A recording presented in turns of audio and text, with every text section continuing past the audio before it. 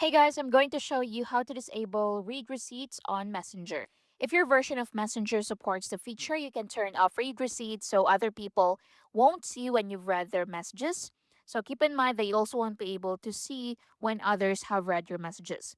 So open Messenger, then tap on menu in the bottom right. Next, tap on settings. Next, scroll down and select privacy and safety. Now in here, look for read receipts.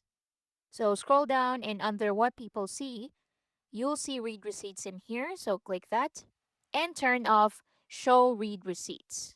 So just toggle it off just like so. If you want to turn it off again, just turn it on just like that. Now, the feature may not be available on all accounts, devices, or app versions yet. Some users report that the setting appears on one account but not another. So, if you can find read receipts option, you can update Messenger to the latest version. You can log out and sign back in, then check if the option appears on another device, or wait for Meta to roll out the feature to your account. And that's it. Thank you for watching.